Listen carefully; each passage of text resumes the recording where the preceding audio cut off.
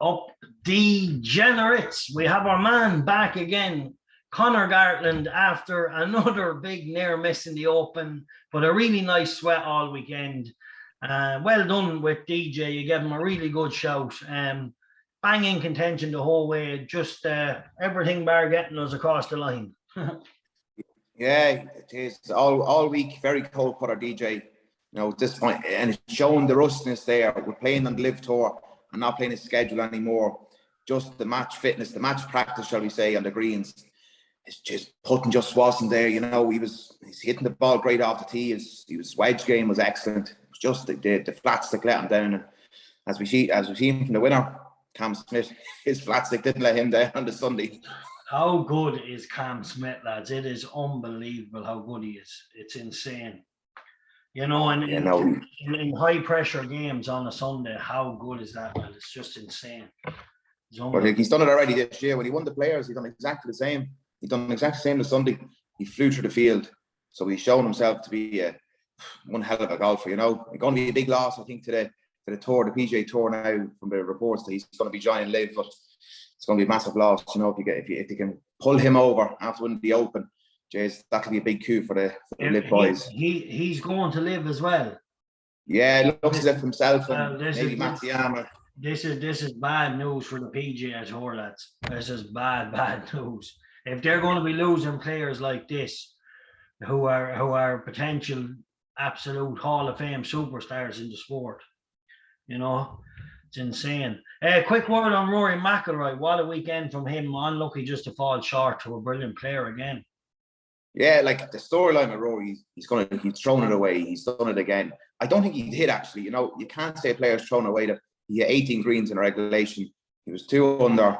In fairness, it didn't help him that he was playing with a Hovland who he probably talking out on Sunday. It's going to be like a match play. I just need to be Hovland. And Hovland just was playing poor golf, and Rory just could not make a putt. Jeez, he couldn't buy a putt on Sunday. Yeah, it's tough, and that's where Smith was just so good. He separated himself the best from the rest, and that was it.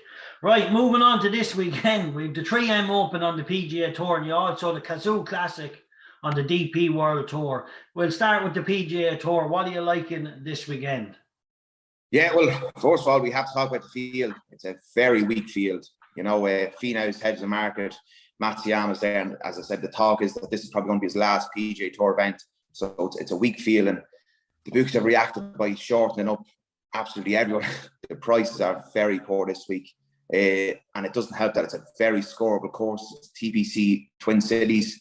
This is the fourth year it's going to host it, and from what we've seen so far is that low scores, very gettable course. You know, wide open fairways, very hard not to be missing fairways. Okay, water is in play.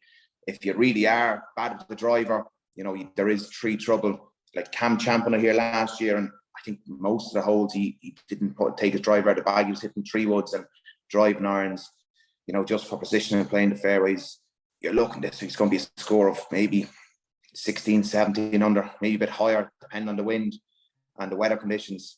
You know, this is just a target golf for these guys. You know, they should be easily, no problem getting in the high. You know, you might even see there might be a 59 watch this week. It's that kind of a course. It's a very easy course. It's a resort course, so you're expecting it up in Minnesota. Yeah, so where does it lie for you here? Is it ahead of the betting, or are we looking for a big price steam trailer? Well, I was disappointed when I seen the prices marked up now this week, but the head of the betting to me now you have to go with. So it's Davis Riley, 3 points each way, 20-1, 10 places with Boyles. You know, to be coming into the start of the week, I would have thought maybe you might got 33, 35-1, but they're afraid to take risks. You know, this is a guy now who's transitioned so well from being a very good college player to the pro ranks. He won twice in the Korn Ferry Tour last season. And, you know, he's just brought that into this season. You know, he started the season off as outside the top 350 in the world. He's now 78 in the world. Some great finishes. He lost in a playoff this year in the 𝗲𝗃 Championship to Sam Bournes. And, you know, we've seen what Sam Bournes has done this year. He's brought his game to a different level. And what I'm actually happy to see with Davis now the last few weeks is that he finished 13th in the USPGA and at Memorial. Now with Davey too, you know, the PGA, the USPGA is a major, and the Memorial, two, you know, top events on the tour. So like he's shown now that he's kind of battled hard and losing the playoff, but he's shown that he can compete at the top table, compete with these guys. And, you know, he's a player that the PGA Tour will be hoping that he can take that next step forward. Because if you're going to be losing some of these younger guys over to live now, that you need some of these talented young golfers coming up through the Korn Ferry Tour, up onto the PGA Tour and taking that big leap. And maybe this week, with a course that we've seen first-time winners come out before and win here, you know, Matthew Wolff won his first PGA Tour event. I think it was in his 4th or 5th start at this course. So I think this week we could definitely see Davis Riley getting over the line, the PGA Tour, and getting his first win. Definitely nice price as well, 20-1. Before I move on and we'll talk about the Cazoo Classic, I just want to say another player that you tipped up a few weeks ago, Cameron Young. Yes. I was like, oh my God, it's going to be deja vu, which after Scheffler winning a couple, I was like, oh, you know, so it just shows that you're really on the money, and we're going to click the big one soon, lads. Yeah, hopefully, Cameron Young. Now he's the guy now that I don't think you get a price on with the bookies anymore, because they will just have him in as third or fourth favorite, because he is definitely going to win soon enough, you know. Yeah, some player he's just touching on it, but yeah, it's just funny that you know, it's great to see the players you're selecting really showing up on the tours, right? Moving on then to the Cazoo Classic, or unless you have anything else you want to talk about. Yeah, I one more selection there, and the TM Open. Adam Svensson, 33-1, 1.5 points each way, 10th place as well. You know, the young Canadian, this is his second time being on the PGA Tour. First time it didn't really work out. He took that leap from college to Korn Ferry, got up, graduated, and it just didn't work out. So he went back to the Korn Ferry Tour last season as well, similar to Riley, won twice on it. And this year he's shown that, you know, he's kind of matured a bit more. He brought that form from the Korn Ferry Tour straight into the PGA Tour at the start of the season. He had a 7th place finish at Stoney. But the one that really stood out to me was the 9th place finish at Honda. And that's played at PGA National, which is a kind of a pro resort course. Similar to what we have this week, only that I'd class this is an easier PGA National. You have water in play, fairways are wide open enough. And he's just shown as well the last few weeks that, you know, he had 3 top 25 finishes with the Canadian Open, the Travers and the John Deere, 3 decent tournaments, and a 6th place last week at the 𝗏𝗏. You know, he's another one of these kind of golfers come from the Korn Ferry Tour up into the PGA Tour that you could see maybe going to be winning in the near future, or even a week like this, an easy enough course that it's similar to what he would have won on the Korn Ferry Tour, easy, scoreable, gettable. Yeah, the 33-1 is a bit of value there. Lovely job. Right, very interesting. So moving on to the Cazoo Classic then, where are we looking here? Definitely tournaments, to be honest, that I wouldn't have been too familiar with, as I was always just a better on the PGA Tour, but it's nice to be digging a little deeper into the DP World Tour. Well, this week it's the Hillside Golf Club. Now, the last time we've seen this on tour wasn't actually the Cazoo Classic, it was the 2019 British Masters. And that week it was won by Marcus Kinhult. And he birdied the last 2 holes to win the tournament. He won it over Robert McIntyre. It was a decent field. It's a link-style golf course, similar to last week at St Andrews. Weather is going to be a big thing. It's going to need wind and some rain to kind of be a defense mechanism to the course. Top bunkers are, you know, placed well around the course again, kind of on that 300-yard markers for guys, big drivers, a bit further as well. The rough, wispy as well, similar to last week. There is going to be patches where you're going to get worse lies than others. Again, it's probably going to be another low-score event, maybe a 17 under mark, 16 under mark. So you're looking at players who have decent form coming in. There's a few guys coming up from the Challenge Tour. It's actually a couple of American guys who are invited over. Jamie Lovemark is in the tournament. So it's again, field strength. When you've Robert McIntyre at 11-1 favourite, it's not great. Where are we looking here? I thought it was poor enough at times in the last couple of weeks. Yes, so like this week, I'm going to go with top headline selection. Sami Välimäki, 3 points each way, 33-1, 8 places. Now, this guy's won on tour before. He had a barren spell over COVID, and he said that in, you know, interviews that COVID wasn't a help to him, that he didn't want to be traveling away and, you know, not being with family and going into a month away to the Canaries and, you know, going to England and having these golf tournaments for a month, that then he couldn't fly home. But he's shown signs in the last few weeks that He's an excellent ball striker. His irons when he has on are brilliant, and he's a very strong putter. Now he's shown there, like, he had a 4th place finish at the BMW International, which, if you remember, it was the one that 𝗖𝗃𝗃 won in the playoff over Thomas Pieters.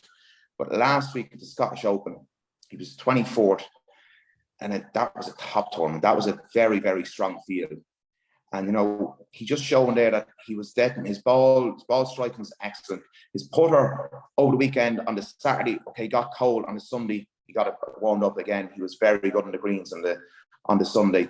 And he's shown a liking to kind of links style courses where you have to play these kind of unusual shots, bump and runs. You know, you're not just hitting a high wedge into it when there's a bit of breeze, and you have to kind of hit it along the ground and use the contours of the green and the slopes of the fairways. And he's just shown that he definitely is near winning again. And I actually thought he would have been a shorter price this week with the field strength. And I think 33-1 is a decent bet now this week, 8 places. Yes, very interesting. I'm looking forward to it. I like the sound of the prices.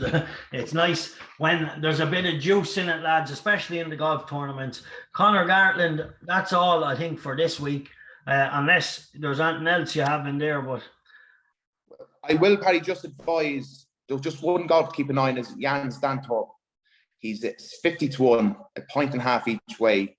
Now, he's coming off the Challenge Tour, but out his last 6 tournaments, he's had a win, two third places, a top 5 and a top 10 finish. So he's a guy that's actually playing very good golf at the moment. Okay, in the lesser tour, but, you know, as I said, field strength isn't great. I could definitely see him win this weekend. As I said, you know, Marcus Kinhult won here before. He's another Swedish golfer. Again, likes links course. He had a top 5 finish in Scotland there 2 weeks ago on the Challenge Tour, links style golf course. He definitely could be thereabouts. And what I will advise with 2 headline selections this week, Valinaki and Davis Riley, a point each way double. I think you might have a good chance this week with the double. Yeah, definitely sounds like an interesting bet. Be a nice one if it clicked. There'll be a bit of a hallelujah party for the week. Hey, sounds really good. Just going back to that's news, just shocked me with Cam Smith that he was going to live. I didn't know that. It's starting to see a lot of players. You know, Jesus, where will it stop? Is kind of the next. You know, where will the league stop? See, that's the thing. Like with Cam Smith, with him winning the Open, that gives an exemption to all the majors, I think, for the next 5 years. So now is the right time. So now is the right time to go. Yeah. So it depends what they're going to do next year. Like, it's going to be interesting with the Masters, you know, the 4th major next year. What did he do to the previous winners of the green jacket? Did he let them back in? Or, you know, did he stand firm? Because, you know, talk of players going over, you're looking at Adam Scott, Matsuyama. There was talk of Fleetwood, but he said he wasn't going to go. So that they are starting to bring over a couple of names, which is disappointing in a way, because what they're going to struggle with, they're saying that they're going to live because they don't want to play more golf. You know, they want to have a shorter schedule. But Paul Casey even said that he's going to have to play in the Asian Tour to keep up his world ranking points. So he's going to have to go now and travel further field. Yeah. See, there's still, I know that this is all up in the air whether Liv can have the point system in or not, isn't it? There's no decision yet made. Well, see, I don't think they can in the way that it's a 3-round tournament, you know, and the shotgun start. I think, and it doesn't help that Jay Monaghan, who's the commissioner on the PGA Tour, he sits on the board for the World Ranking Committee. So, like, he won't want to get in ranking points. Yeah, it's all going to look as if they say it's going to end up in the big courthouse, and that's it. And it'll all, you know, it's going to be messy. Anyway, we'll keep an eye on it. Right, thanks a million for the selections, Conor. Let's get them this weekend. And very unlucky with a really good selection last week.